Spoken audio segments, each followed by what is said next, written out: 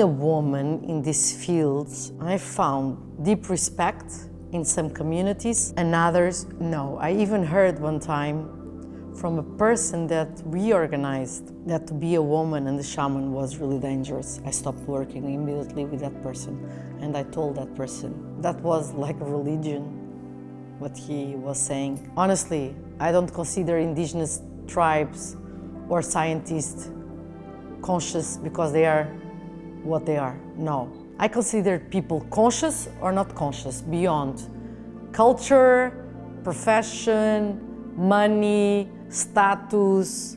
It's not because you are a shaman that you are more conscious. It's not because you are a scientist that you are more conscious. It's not because you are a priest that you are more conscious. No, by the opposite. I see many limitations. A conscious person is the one who develops themselves towards to consciousness beyond what they do. It's tools for them. When I started, most shamans were men, so I had to deal with a lot of projections like sexuality, even from clients, still today. We can't be a shaman or a facilitator if we are beautiful because we are labeled as a sexual person. We can't be intelligent and be, sacred. We can't be a woman and to embody all these qualities together. There's still a lot of judgment and criticize. Maybe not frontally, but in the subconsciously.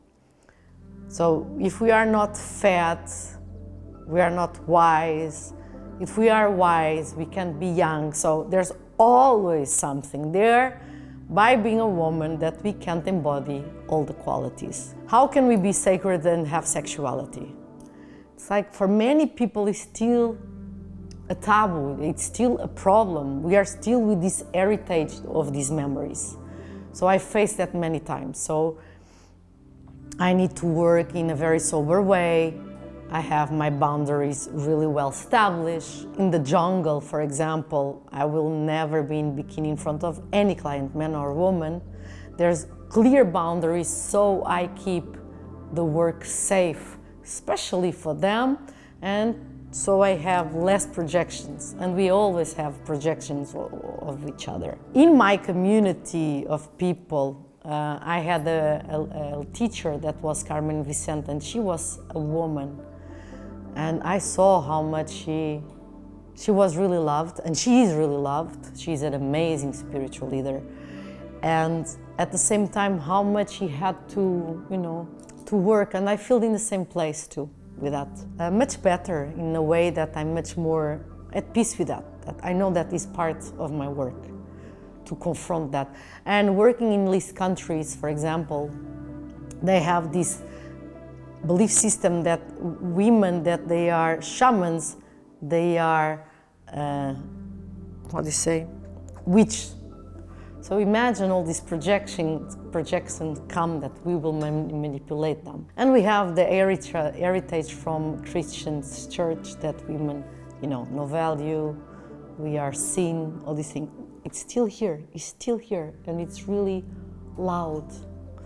But now we are entering in a period of healing of that, less and less and less than God.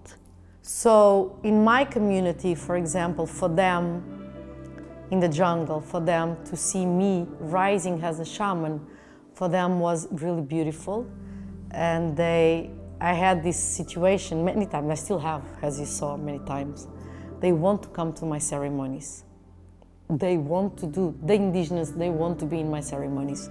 And they really respect and they really ask to be there. And I feel really loved and appreciated, and I appreciate, for me they are my family.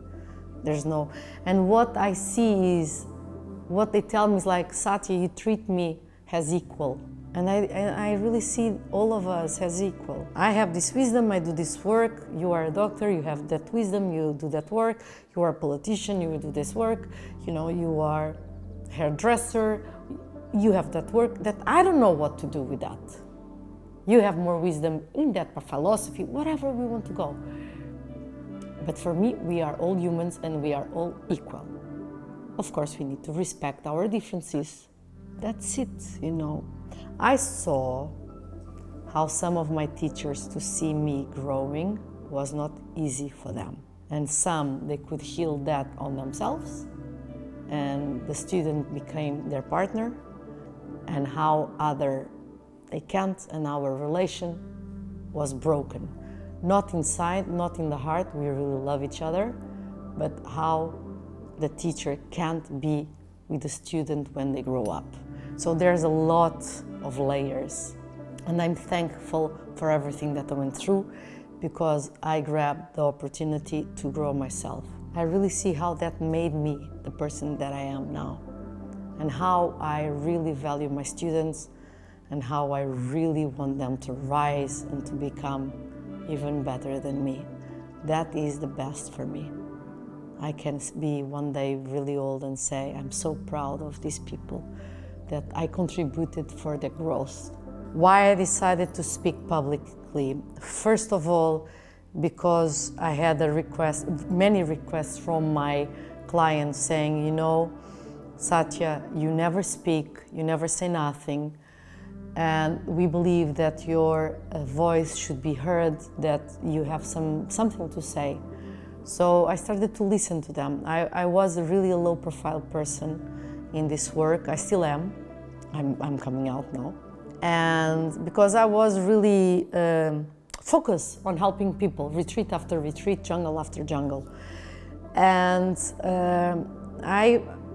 through my team and through my clients, I saw if I talk, maybe my perspective can help people. So that's why I'm here talking. And one thing that I believe is, because I have a step in two worlds, and my main role is doing the bridge between both worlds, it can be something that can help people that listen and the way they choose to whom they work, and can even open doors for scientists and doctors to inquire, to study more, and not just, you know, to divide this work that born in ancient tradition and now belongs to medical, scientific part. Is not true.